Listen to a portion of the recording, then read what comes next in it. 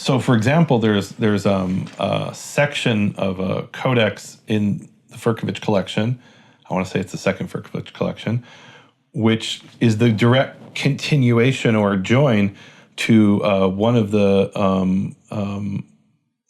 manuscripts that, as far as we know, is still in the Karaite synagogue in Cairo, which we have microfilms of at the National Library of Israel, of the Institute of Microfilms Hebrew Manuscripts, and you can see the two are, one page ends and the other begins, right? So how did he get that, the Ferkovich collection? Did he get that from the synagogue there? Or maybe a piece of that was thrown into the Cairo Genizah and it was separated? I don't know. I mean, do you have any ideas about that? Or? No, I mean, in my mind's eye, I see him trying to grab the book as he's running off and it tearing in half as he runs off. And that could be it. We don't know. I don't know. I mean, Ferkovich had a reputation already. I mean, even his close, people who worked with him knew that he was slippery in many ways. Okay. And he was banned from, so when he went to see the Aleppo Codex, they didn't want him to see the Aleppo Codex. Okay. The guardians of the Aleppo Codex didn't want to let him. And thankfully. Yeah. And other people do talk about him, messing with the manuscripts in various ways. And I could imagine that, whoever the guardians of the Ben Ezra synagogue were in those days, might have been well wary of someone like him. Whereas the Karaite synagogue would have not been able to, because he was his grandee. Yeah. Okay. Yeah. But it's interesting. So you're saying they kind of resisted him maybe at the Ben Ezra synagogue, but then 30 years later they let Schechter empty it out. So.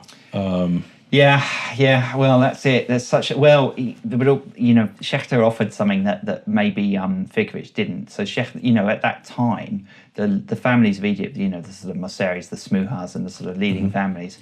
They were sort of European facing. They were looking to the West.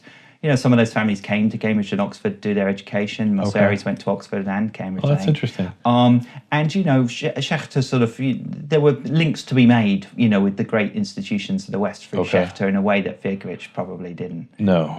That makes a lot of sense. Yeah. Okay.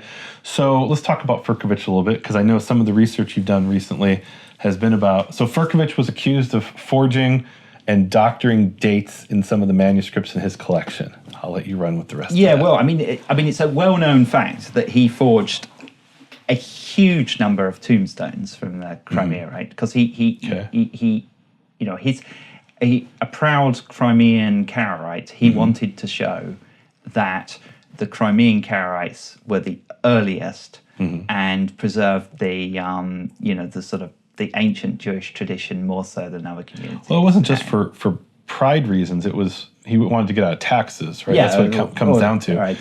Right. So one of the issues that happened is in 1794, the Russians take over Crimea, and they say, "Oh, there's a bunch of Jews there.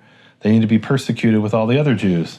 And the Karaites say, "Why are we being persecuted?" I'm oversimplifying it, of course, but they say, "Well, you killed Jesus." And so he came up with two theories to try to get out of the taxes. One is we're descendants of converts to Judaism, the Khazars, and therefore shouldn't have to pay the taxes because our ancestors weren't Jewish when Jesus was killed.